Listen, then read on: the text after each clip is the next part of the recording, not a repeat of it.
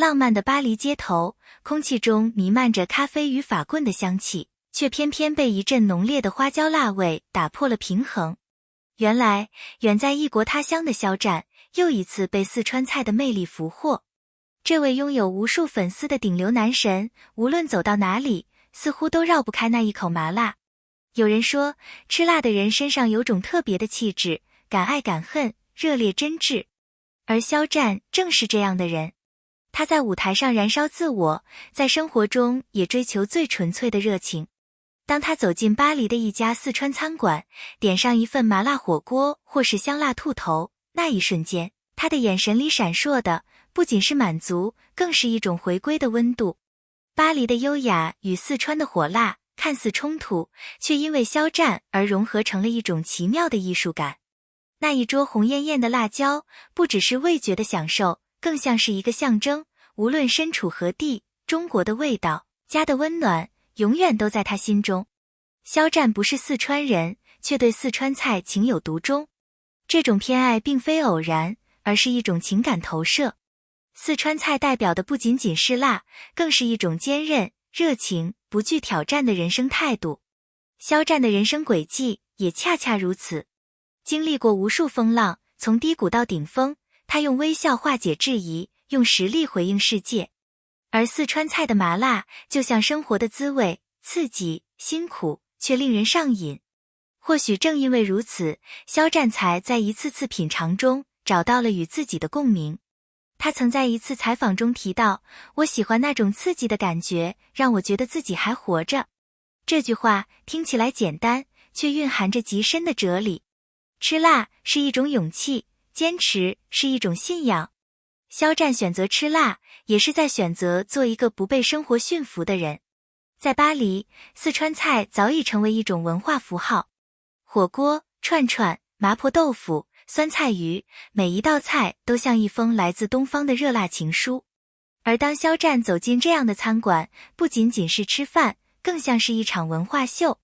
餐厅里的法国人好奇地看着这位神秘的东方男孩，用筷子夹起红艳的辣椒，神情专注而优雅。那一刻，法餐的精致与川菜的豪放，竟在他身上找到了平衡。有粉丝笑称，肖战的辣是巴黎冬天最温暖的阳光。这句话一点也不夸张。在一个讲究浪漫与细腻的城市，肖战以最热烈的方式将中国文化传播出去。他不只是一个吃辣的人，更是一个在异国传递东方温度的文化使者。火锅从来不是一个人的食物，它象征着分享、热闹与真诚。而肖战在这样的场合里总是格外放松。无论是与朋友、团队，还是与粉丝互动，火锅都成了他最自然的交流场。想象一下，巴黎冬夜，肖战坐在热气腾腾的火锅前，轻轻涮下一片牛肉，蘸上香油蒜末，笑着和身边人聊天，那份亲切与真实，让人瞬间忘记他是耀眼的巨星。也许这就是他的魅力所在。他吃辣不是作秀，而是真实的活着。他的火锅时刻成了粉丝心中最有温度的画面，一个光环之下却依然平凡可爱的肖战。四川菜的辣不是盲目的刺激，而是一种层次丰富的艺术。花椒的麻，辣椒的烈，豆瓣的香，融合成一首关于生命张力的诗。而肖战之所以被这种味道吸引，是因为他的人生态度恰恰也是辣的体现。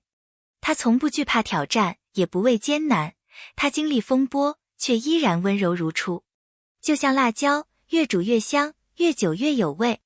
对粉丝来说，肖战吃辣是一种象征，那是勇气的味道，是不屈的味道，是即使痛也要笑着面对的味道。辣椒原本来自中美洲，却在中国找到了最炽热的归宿。四川人用它创造了麻辣、香辣、酸辣等千变万化的风味。而当这些味道漂洋过海来到巴黎，它不再只是食物，更是一种文化的象征。肖战的这一口四川菜，不仅让巴黎感受到了中国辣，更让世界看见了东方文化的生命力。通过味蕾的交流，人们开始理解，中国的辣不是粗犷的，而是有智慧、有温度的。在许多人眼中，辣是一种刺激，而在肖战的世界里，辣是一种态度。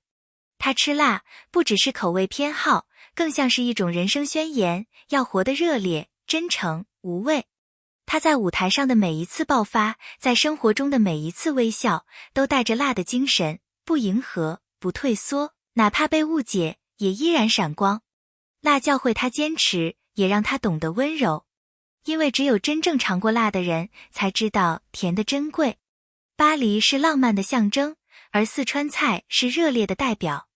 一个是优雅精致，一个是豪放真挚。肖战的出现，让这两种极致的文化完美碰撞。在法国餐桌上讲究层次与摆盘的地方，肖战却用筷子夹起麻辣火锅的牛肉，热气升腾。那一幕竟比任何法式料理都更有故事感。它让人看到文化的美不在于谁优谁劣，而在于融合与共鸣。辣在巴黎也可以很浪漫。当肖战的吃辣事件在社交媒体上传开，巴黎的粉丝们疯狂涌向那家四川餐馆。有人为了偶遇他排队3小时，也有人只是想吃一口同款火锅。这种偶像效应不仅是流量的象征，更是文化传播的力量。肖战用一顿饭，让千里之外的巴黎人开始理解中国的辣文化。吃辣其实是一种生活的隐喻。那一瞬间的辛辣是对平淡生活的反抗，是一种我还热着的宣告。肖战选择在巴黎吃四川菜，不只是满足口腹，而是一次精神上的自我确认。他用行动告诉粉丝，无论走到哪里，做真实的自己，守住内心的热度，才是最美的坚持。当肖战坐在巴黎的四川餐馆里，那不仅是一顿饭，更是一场民间外交。没有演讲，没有礼仪，却通过一碗火锅传递了中国文化的真挚情感。法国人惊讶地发现，辣味竟能让人笑得那么真，聊得那么近。食物成了文化之间最温柔的桥梁。肖战也在无形中成为中国文化的代言人。表面上，肖战是在吃辣，但深层次上，他是在品味人生。他知道生活不会永远温柔，也明白辛辣才让人清醒。他吃辣是一种对抗冷漠的方式，是一种让心继续跳动的仪式。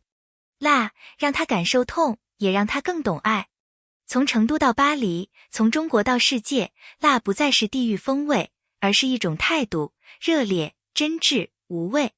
肖战用一顿辣菜，让巴黎感受到了中国的温度，也让世界看到，热情才是最动人的力量。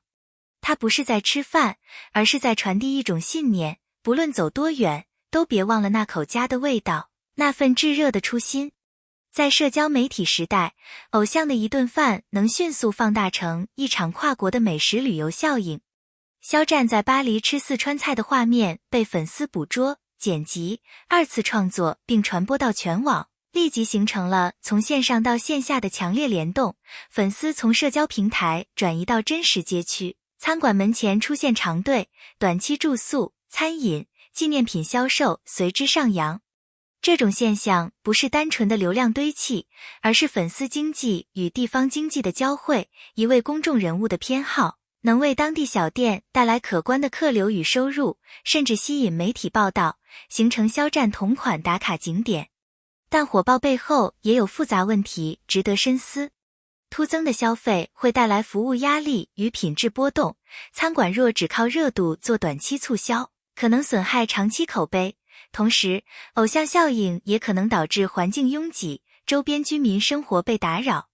为此，餐厅与地方管理方需提前规划预约制、限定试吃活动，合理分流粉丝，保持菜品标准化与本土化并重，是可持续应对之道。另一方面，这种现象为文化输出提供了新的路径。